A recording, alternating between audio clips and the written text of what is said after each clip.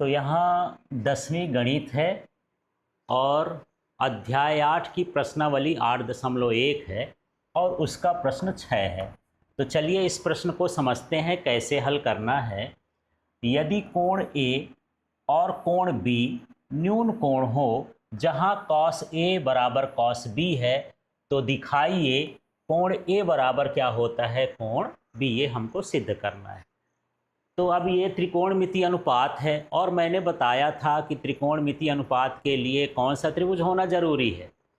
कौन सा त्रिभुज होना जरूरी? समकोण त्रिभुज। तो एक समकोण त्रिभुज यहाँ पर हम बना लेते हैं। ये बना लिए, मान लीजिए ये समकोण त्रिभुज हो गया। इसमें कुछ आप नाम दे दीजिए, ठीक है। इसका नाम मैं रख देता हूँ ए और बी है। यहाँ पर कोण क्या है? ए और बी। और दोनों कोण ए और बी क्या हैं? न्यून कोण। तो आपको ध्यान रखना है कि ए यहाँ लिखोगे, बी यहाँ लिखोगे, या ए यहाँ लिखोगे, बी यहाँ लिखोगे। यहाँ पर बी, ए और बी नहीं आ सकता है। तो सबसे पहले आपको डिसाइड कर लेना है। मान लो मैं ए यहाँ लिखूँगा तो बी यहाँ लिखूँगा। अब क्या बचा? सी। तो सी जो है ये कोण 90 का कहलाएगा। इस पॉइंट पर ही सी लिखोगे। तो चित्र बनाते समय आपको ध्यान रखना है कि यहाँ पर ए और बी न्यून कोण है। तो ये दो कोण कैसे होते हैं? न्यून कोण होते हैं। एक जगह ए लिखना है, एक जगह बी लिखना है। यदि आप यहाँ ए लिखते हो तो यहाँ बी लिख सकते हो, या फिर यहाँ ए लिखते हो तो यहाँ बी लिख सकते हो। यहाँ ए और बी नहीं लिख सकते हो। जो बचेगा वो यहाँ, ये सी का स्थान फिक्स है, ठीक है। अब यहाँ पर हम देखेंगे तो दिया है जो उसके हिसाब से काम करते हैं। हमारे पास क्या लिखा है? cos A बराबर क्या है? cos B। तो पहले cos A का मान निकाल लेते हैं। cos A का मतलब है कि हम ये वाला कोण लेंगे, है ना। तो cos थीटा बराबर क्या होता है? ठीक है, यहाँ पर सूत्र लिख लोगे तो समझ में आएगा। cos थीटा बराबर क्या होता है? आधार बटे कर्ण, ठीक है। यहाँ पर आधार कौन सा है?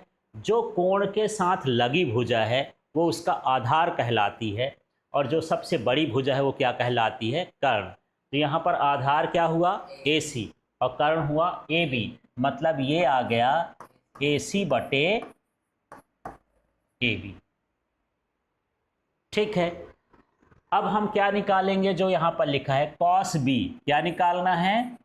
cos B। अब cos B का मतलब ये वाला कोण हमको देखना है, ये वाला। तो इसमें भी वही cos थीटा का सूत्र लगेगा, आधार बटे कर्ण। इसमें आधार अब क्या कहलाएगा? हाँ, ये आधार कहलाएगा। तो यहाँ पर हो जाएगा BC, और बटे में कर्ण क्या कहलाया?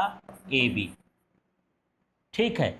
अब यहाँ पर जो प्रश्नानुसार है तो हमको क्या दिया है? ये इसको लिख लेंगे। क्या लिखा है? cos A बराबर क्या लिखा है? cos B। तो इसका मान रख देते हैं। cos A का मान कितना आया है?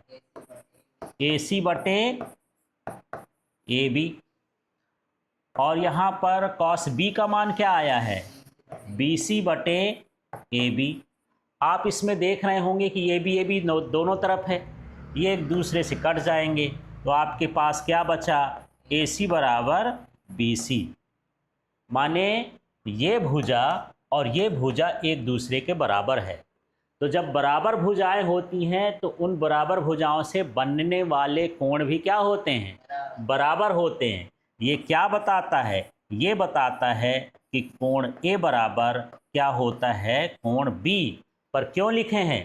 तो यहाँ पर लिखेंगे त्रिभुज की बराबर भुजाएं बराबर कोण अंतरित करती हैं। इस तरह से सवाल करना है। आप चाहो तो इसके नीचे लिख सकते हो कि कोण A और B कोण न्यून कोण है ना। तो त्रिभुज ABC में cos A बराबर cos B बराबर, इतना शब्द बना लोगे, फिर पूरा इस तरह से इस सवाल को कर देंगे आप।